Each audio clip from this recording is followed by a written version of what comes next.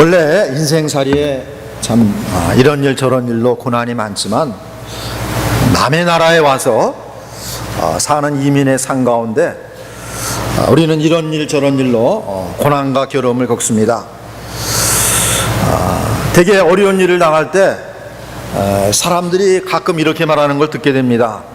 재수가 없어가지고 이런 일을 당한다. 또 어떤 데는 고생이 계속되면 내가 도대체 전생에 무슨 죄를 져가지고 이런 고생을 한단 말인가. 또 우리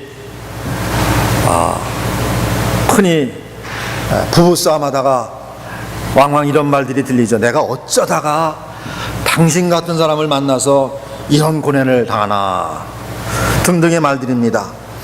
사랑하는 교회 여러분, 성도인 우리, 특별히 하나님 아버지와 주 예수 그리스도를 믿는 성도인 우리가 인생의 여러 가지 고난과 당하는 고생 등을 어떻게 이해를 해야 되겠습니까? 어떤 마음 자세를 우리가 고난에 당면해서 갖는 것이 옳습니까? 오늘 설교 본문이 답을 제공합니다. 주 하나님의 징계, 연단으로 이해된다는 것입니다. 오늘 본문 6절로 11절에는 매 절마다 한 번도 빠지지 않고 한두 번씩 징계란 말이 언급됩니다. 그래서 무려 7번이나 오늘 본문에 징계란 단어가 사용되고 있습니다. 징계란 말의 성경 언어는 파이디에란 말로서 교육을 목표로 한 훈계, 훈련, 징계를 의미합니다. 대부분의 영어 성경에는 훈련과 징계를 의미하는 디스플린이란 단어로 번역되어 있습니다. 사랑하는 여러분, 고난과 고생, 괴로움이 따르는 경우가 대부분인 주의 징계는 다 받는다는 것입니다. 한 사람도 빠짐이 없이 하나님의 백성된 주의 자된 사람은 이분 한 사람도 예외 없이 다 주의 징계를 받는다는 것입니다. 오늘 8절에 이같이 말합니다. 징계는 다 받는 것이거늘 너희에게 없으면 사생자요 참 아들이 아니다. 6절로 7절도 동일한 교훈의 말씀입니다. 주께서 그 사랑하시는 자를 징계하시고 그의 받으시는 아들들마다 채찍질하심이라 하였으니 너희가 참으면 징계를 받기 위함이라. 하나님이 아들과 같이 너희를 대우하시나니 어찌 아비가 징계하지 않은 아들이 있겠느냐. 그래서 겉으로 보기에는 차이가 있는지 몰라도 하나님의 자녀로 부르심을 받은 사람들은 그 일생을 통해서 다 누구에게든지 이런 고생 저런 고생, 그 고생으로 말미암는 하나님의 징계가 다 있다는 것이에요.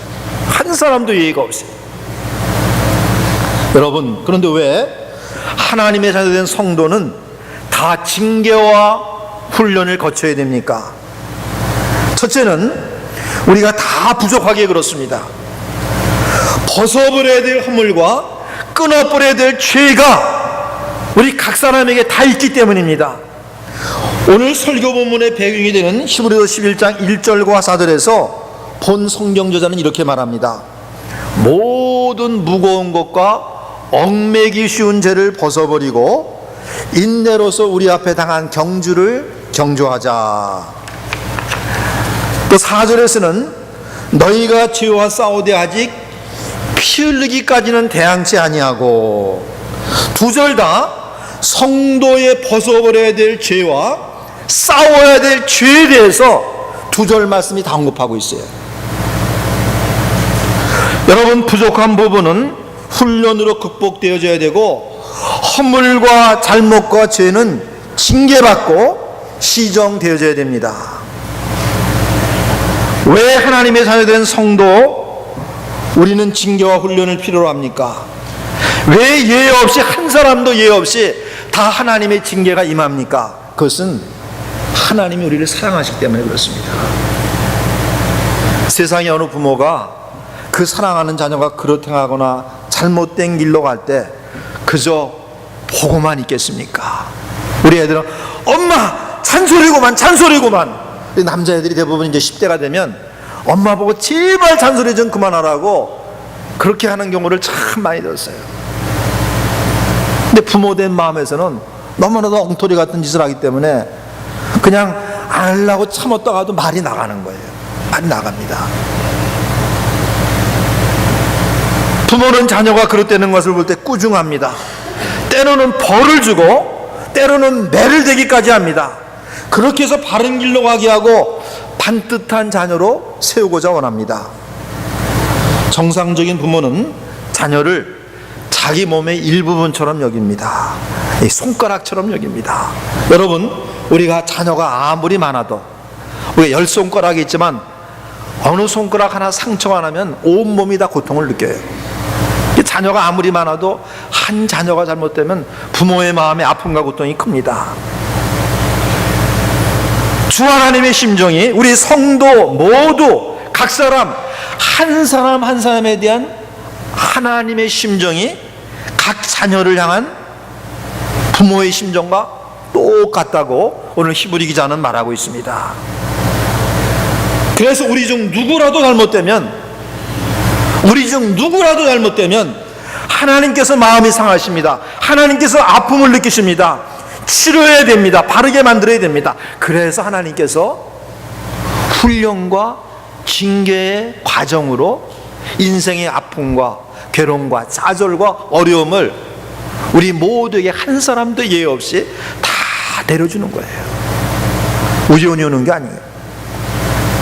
누가 꼭 나쁜 해석 때문에 내가 고통을 당하는 게 아니에요. 그것이 우리에게는 고생이요 고난이요 슬프게 생각되지만 하나님은 그리 하시는 것입니다.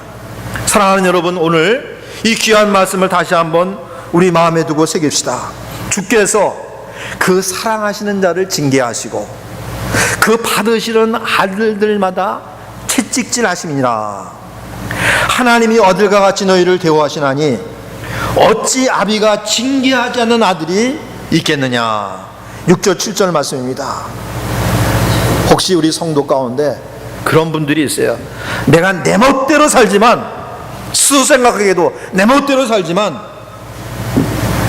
별 고생 없이 잘 산다, 스스로 말씀하시는 분이 계십니까? 그런 사람은 실상은 굉장히 두려워해야 됩니다. 왜냐? 그런 사람은 8절 말씀처럼 참 하나님의 자녀가 아니요 사생하여, 즉 가짜 성도일 가능성이 많기 때문에 그래요. 진짜 성도는 반드시 하나님의 징계와 고난이 옵니다. 근데 가짜 성도는 하나님이 특별히 마지막 멸망의 때까지 그냥 버려두실 수가 있어요. 그저 교훈에 불과할 뿐입니다. 징계는 다 받는 것이거늘 너희에게 없으면 사생자요 참 아들이 아니라. 그래서 우리는 어떤 의미에서 인생과 고난의 괴로움을 감사해요.